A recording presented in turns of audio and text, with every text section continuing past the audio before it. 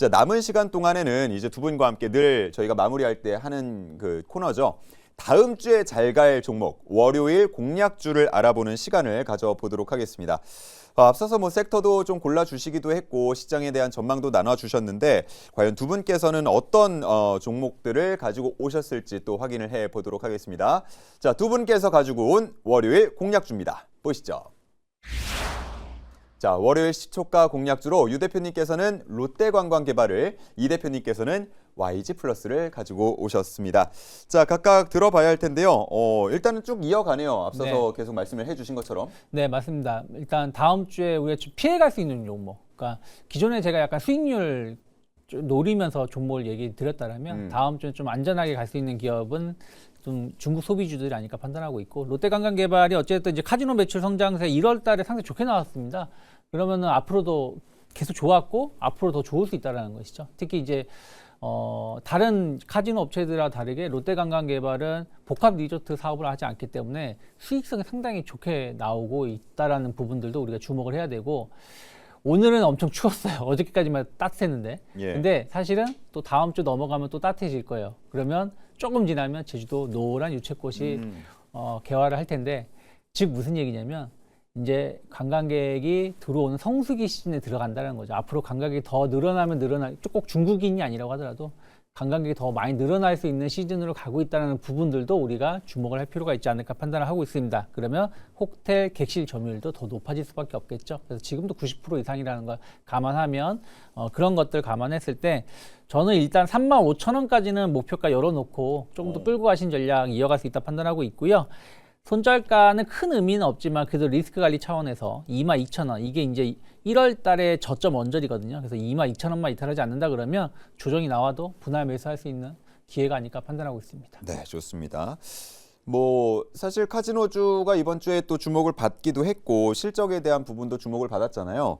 뭐 파라다이스도 있고 뭐 다른 종목들도 있고 한데 롯데관광개발에 대해서 조금 더 힘을 줘서 말씀을 하시는 건 앞서서 말씀하신 그런 제주도 같은 모멘텀도 네. 함께 보시는 건가요? 그렇죠. 어쨌든 제주도는 일단은 뭐 무비자 관광이 계속 지금은 이제 무비자 관광이 한시적으로 진행되고 있지만 제주도는 계속 진행한다는 부분들, 그리고 이제 아까 말씀드린 것처럼 파라다이스라든지 이런 회사는 복합 리조트예요. 근데 복합 리조트는 비용이 많이 들어요.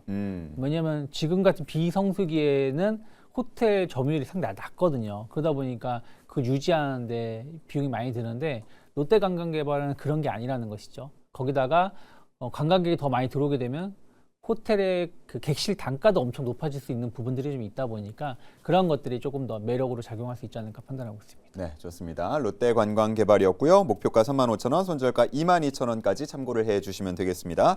자, 다음은 이 대표님으로 넘어가서요. 네. YG플러스를 꼽아주셨네요.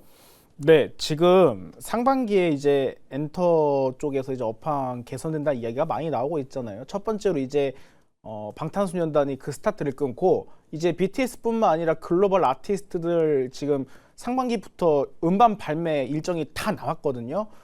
BTS도 있고 이제 블랙핑크가 이번 달 말입니다. 앨범이 나오고요. 블랙핑크도 나오고 빅뱅도 이제 공연을 진행을 하고요. 그리고 이제 최근에 보니까 베이비몬스터가 이제 역주행을 시작을 했더라고요. 틱톡에서 이제 차트 부분 1위를 좀 달성한 것으로 나와 있는데 예. 지금 이제 결국에는 하이브는 이제 사실상 BTS가 컴백을 한다고 하니까 더욱더 큰 효과가 있다고 생각하실 거고, SM은 그냥 기존 아티스트들 잘 유지를 하면서 무난하고, YG는 그동안 리스크가 많이 있었잖아요. 그런데 그 리스크에 대한 악재를 딛고 이제 개선할 일만 남았다 평가가 많이 되고 있는데, 그렇다면 이제 우리나라 빅 아티스트를 전부 다 컴백을 하는 상황에서 음반도 유통을 해야 되고, 유통하면서 IP도 해외에 많이 판매를 해야 되고 수출을 해야 되고 굿즈도 팔아야 됩니다. 그렇다면 결국에는 그 음반을 그냥 내는 게 아니라 유통사가 있고 다 담당하는 회사들이 있잖아요. 퍼블리셔들이 있잖아요. YG 플러스가 파트너사라 보시면 될 것 같습니다.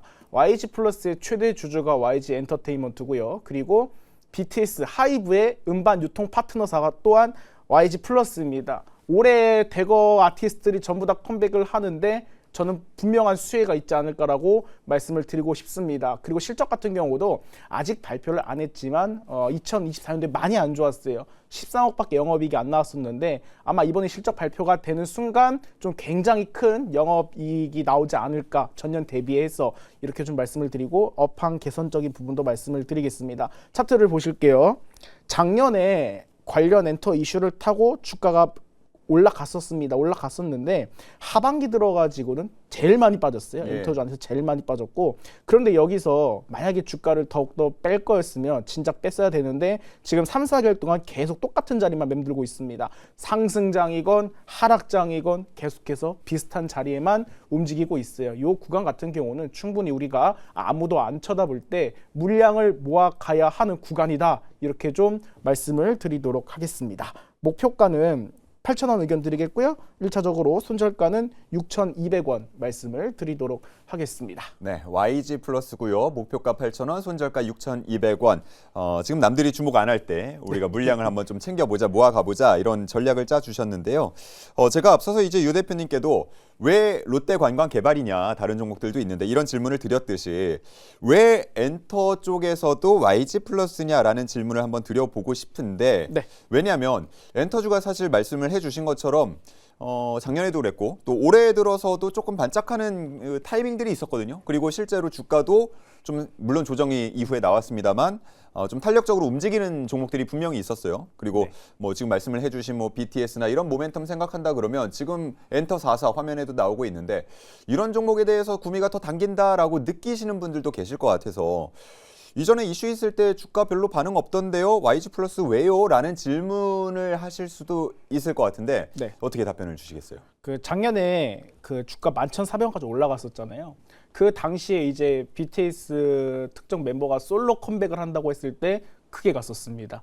크게 갔었고, 지금 이제 BTS가 완전체 컴백을 하잖아요. 솔로로 컴백을 하는 이슈를 딛고 급등이 나왔었는데 완전체 컴백을 하면 저는 그만큼 더 수혜를 볼 수 있다 생각이 되고, 그리고 다른 종목들 특히나 하이브 같은 경우 역시나 대장주다 보니까 차근차근 우상향하는 흐름이 있고, 이제 여기서 저항권까지 이제 가냐 안 가냐 그 차이겠지만 이러한 종목 같은 경우는 실질적으로 눈에 수치가 찍혀야 된다 생각을 하고 있거든요. 그래서 통상적으로 시장에서 완전히 특징이 뭐냐면 소외될 때는 확실하게 소외가 됐다가 항상 일정을 앞두고 주가가 탄력이 붙으면 좀 강하게 올라가는 그러한 특성을 가지고 있더라고요. 그래서 하이브 그리고 YG 이러한 복합 이러한 대형 엔터테인먼트사들의 수혜를 가장 많이 받을 만한 종목이 어딜까 고민을 하다가 우리가 주식을 사더라도 부담 없는 자리, 저렴한 자리, 그리고 수혜를 볼 수 있다라는 그런 기대감.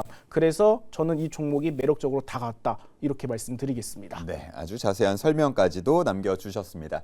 저희 이제 방송 또 약간의 수미상관 구조로 다음 주 증시 얘기를 살짝 하면서 마무리를 지어볼까 하는데, 제가 이제 요즘 시장을 보다 보면 궁금한 점이 하나 드는 게, 이전에는 사실 뭐 해외에서 미국 뉴욕에서 뭐 아니면은 뭐 코인 시장이 뭐 원자재 시장이 어떤 좀 흔들림이 있더라도 사실 우리 코스피 코스닥이 거의 뭐 상관 않고 정말 뭐 소뿔 쫙 달고 전진하는 것처럼 잘 갔었거든요. 자, 그런데 일단 이번 주에는 꽤 흔들림이 나왔고, 지금 그러다 보니까 살짝 주위를 둘러봤더니 비트코인이 이렇게 빠졌어? 금, 은 시장이 이렇게 빠졌어? 뭐 이런 말씀들을 하신단 말이죠. 어떻습니까? 이게 글로벌 뭐 금융 흐름, 자금 흐름에 따라서 다음 주에 이런 것까지 우리가 좀 챙겨보면서, 해외 일정들 챙겨보면서, 일본 총선 뭐 이런 거 챙겨보면서 대응을 해야 될까요?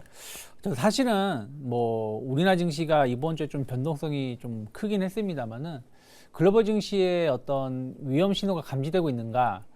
미국을 보면 그런 것 같아요. 말씀하신 것처럼 지금 다 모든 자산이 다 빠지고 있습니다. 주식 빠지고 있고, 채권 가격 빠지고 있고, 코인, 가상화폐 빠지고 있고, 금, 은, 실물 자산도 예. 빠지고 있는 상황이죠. 그래서 어느 하나 좋은 게 없는데, 그런데 일본 증시 보시거나 중국 증시 보거나 유럽 증시 본다라면, 우리나라 증시도 마찬가지입니다만은 미국만큼은 아니에요. 그래서 일단은 단기 미국발 조정은 있을 수 있겠습니다만은 네. 그게 추세로 가진 않을 것 같다 판단하고 있습니다. 알겠습니다. 우리 시간 관계상 이 대표님 의견은 다음 주에 모셔서 네. 또 들어보도록 하겠습니다. 자, 저희 사주팔자 보러와 1부는 여기서 마치고요. 잠시 후에 2부 이어지니까 또 못다한 상담들 이어가 보시면 좋겠습니다. 두 분과 함께한 시간 여기서 정리하도록 하겠습니다. 시청해 주셔서 고맙습니다.